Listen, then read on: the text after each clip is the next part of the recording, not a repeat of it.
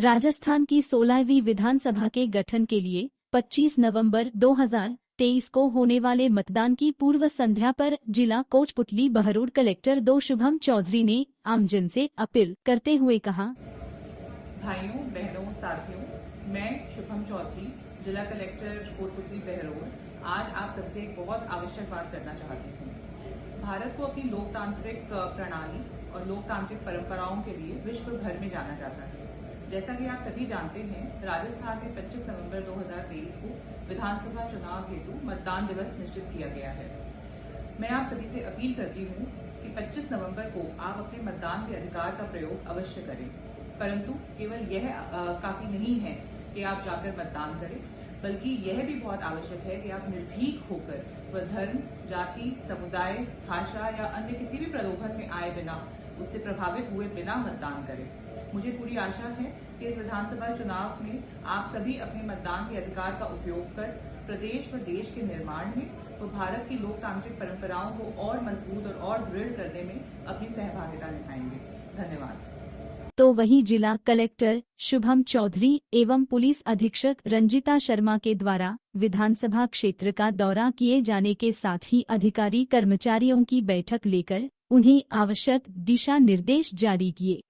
तो वहीं कोचपुतली विधानसभा क्षेत्र क्रमांक 040 के अंतर्गत 25 नवंबर 2023 आज प्रातः 7 बजे से शुरू हुई मतदान प्रक्रिया बुलेटिन पढ़े जाने तक जारी रही, जबकि शाम 5 बजे तक कोटपुतली विधानसभा क्षेत्र के अंतर्गत 71.24%, विराटनगर विधानसभा क्षेत्र के अंतर्गत होने पर 69.9%, बानसूर विधानसभा क्षेत्र के अंतर्गत 66.7% और बहरोड विधानसभा क्षेत्र के अंतर्गत 69.38% मतदान किया जा सका।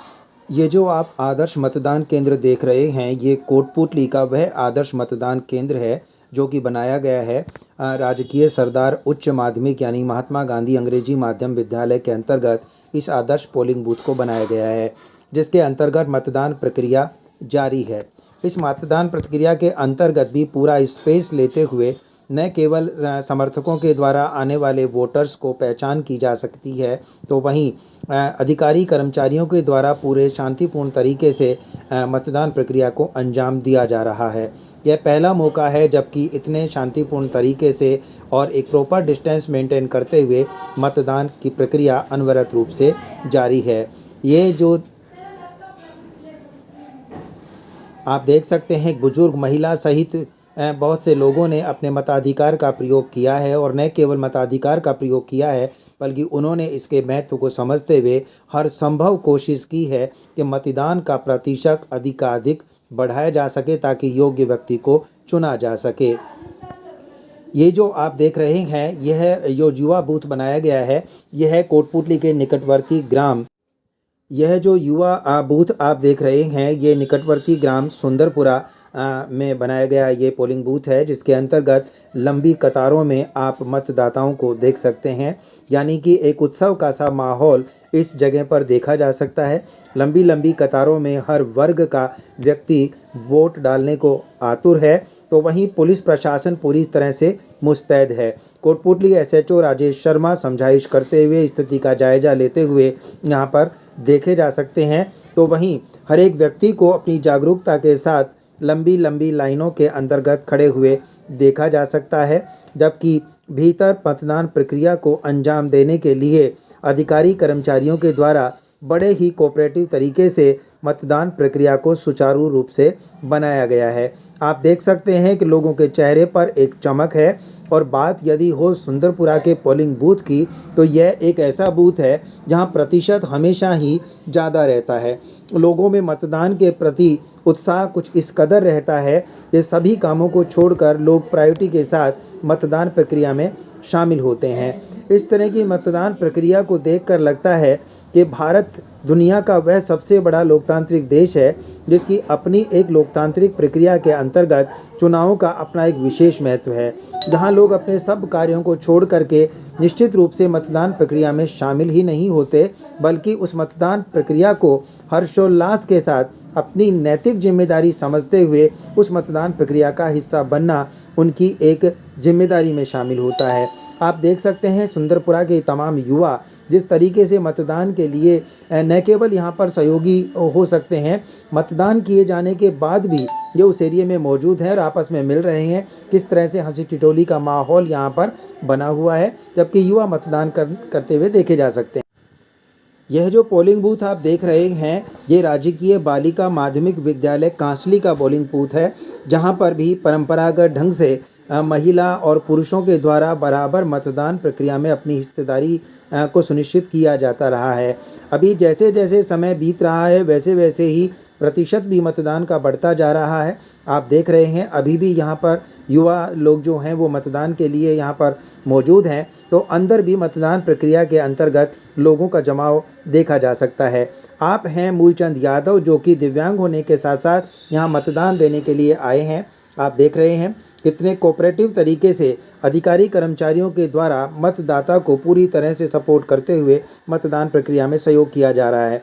ग्रामीणों का उत्साह है कि देखते ही बन रहा है। मीडिया टीम से भी उनके प्रति एक अच्छी भावना देखने को मिलती है।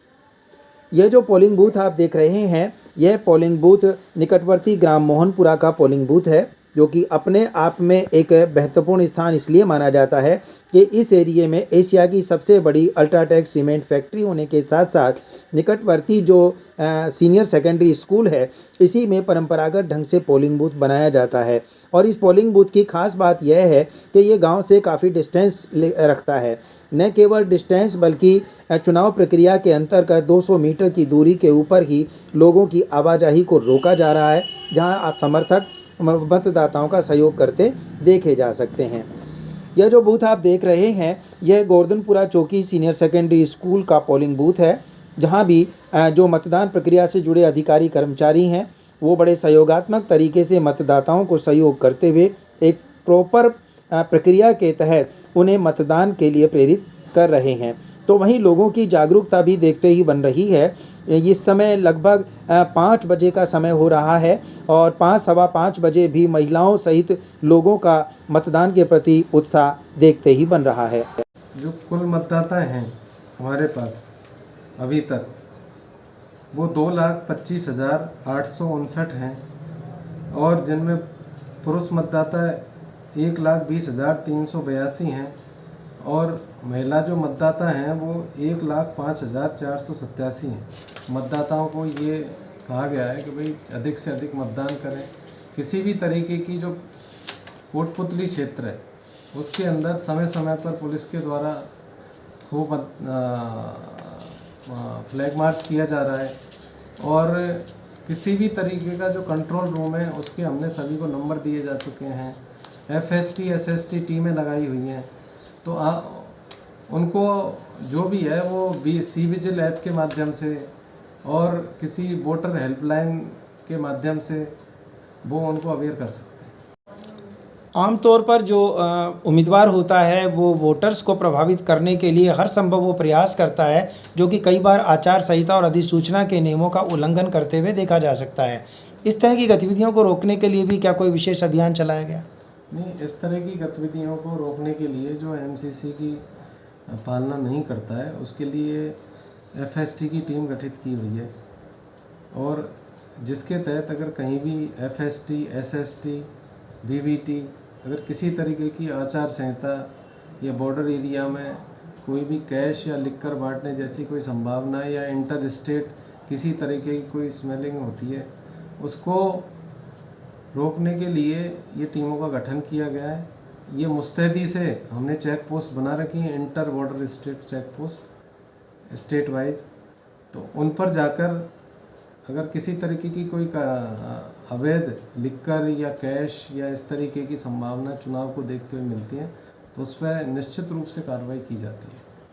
आमतौर पे ये भी देखा जाता है कि हर एक व्यक्ति जब अपने प्रचार अभियान के दौरान होता है तो वो प्रशासन को चकमा देने की पूरी कोशिश करता है, जबकि प्रशासन भी अपनी पूरी तैयारी कर चुका होता है।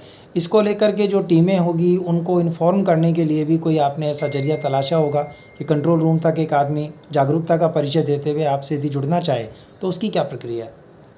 उसकी ये प्रक्रिया है, किसी भी तरीके से जिसे सी विजिल ऐप के माध्यम से वो शिकायत कर सकता है और सी विजिल ऐप के माध्यम से शिकायत कर सकता है और उसके तहत हमारे यहाँ पर वो सीधी उसका कंट्रोल रूम स्थापित किया हुआ है डीओ ऑफिस में। डीओ ऑफिस से जो संबंधित नियर बाई जो एफएसटी टीम लगी हुई है उसके पास वो सूचना आएगी।